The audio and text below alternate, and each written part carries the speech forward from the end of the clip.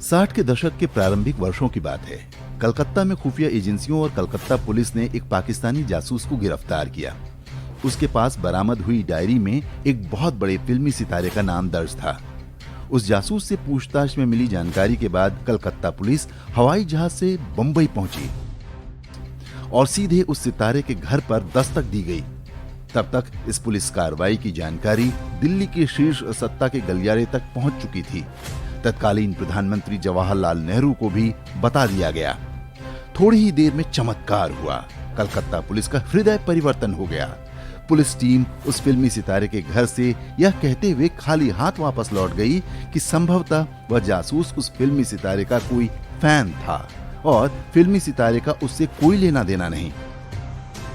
आश्चर्यजनक तथ्य यह है कि उस जासूस से गहन पूछताछ के बाद आनन फानन में फ्लाइट से बंबई पहुंची कलकत्ता पुलिस को यह दिव्य ज्ञान उस जासूस से की गई गहन पूछताछ के दौरान नहीं हुआ, लेकिन बंबई में उस सितारे के घर पहुंचकर उसे वह दिव्य ज्ञान प्राप्त हो गया। ज्यादा शोर मचा तो जांच के लिए एक सरकारी कमेटी बना दी गई। उस कमेटी को तथाकथित जांच के बाद वही दिव्य ज्ञान प्राप्त हुआ जो कलकत्ता पुलिस को पहले ही मिल चुका था, यह कि वह पाकिस्तानी जासूस उस फिल्मी सितारे का बहुत बड़ा प्रशंसक था। लेकिन बात यहीं खत्म नहीं हुई। वर्ष 1965 में भारत पाकिस्तान युद्ध के दौरान खुफिया एजेंसियों ने पाकिस्तान से संपर्क वाले एक रेडियो ट्रांसमीटर के सिग्नल पकड़े। ट्रांसमीटर बंबई से ही सक्रिय था। खुफिया एजेंसियों की टीम सिग्नल का पीछा करते हुए जब उस स्थान पर पहुंची जहां वह रेडियो ट्रांसमीटर सक्रिय था तो बुरी तरह चौंक गई। जिस मकान से वह ट्रांसमीटर बरामद हुआ वह घर उस समय के बहुत नामी गिरामी उसी फिल्मी सितारे का था, जिससे पूछताछ करने के लिए उसके घर कुछ वर्ष पूर्व कलकत्ता पुलिस पहुंची थी। एक बार फिर से चमत्कार हुआ।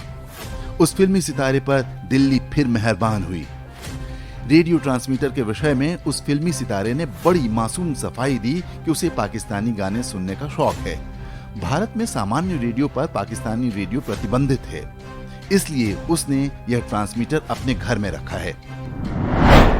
इस बार भी उस फिल्मी सितारे की बात को शाश्वत सत्य मान लिया गया। एक जांच कमेटी बनी और उसने भी फिल्मी सितारे के उस वक्तव्य को सत्य घोषित कर दिया।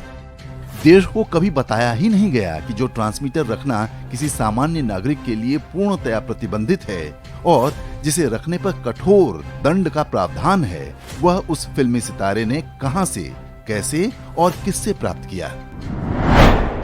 देश की सुरक्षा और गुप्तचर एजेंसियों में जिम्मेदार पद पर कार्यरत किसी व्यक्ति के अतिरिक्त यदि किसी सामान्य नागरिक के पास पाकिस्तानी रेडियो ट्रांसमीटर आज भी बरामद हो जाए तो वह पूरी जिंदगी जेल में सड़ जाएगा।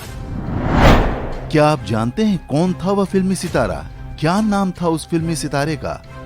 उस फिल्मी सितारे का नाम था दिलीप कुमार।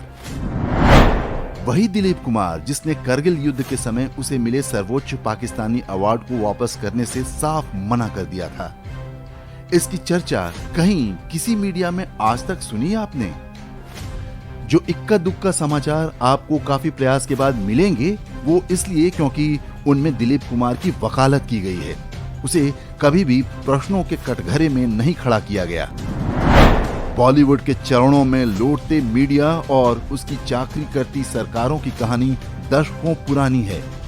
आमिर, सलमान, शाहरुख और सैफ अली जैसे संदिग्ध लोगों का महिमा मंडन उसी कहानी की अगली कड़ी है।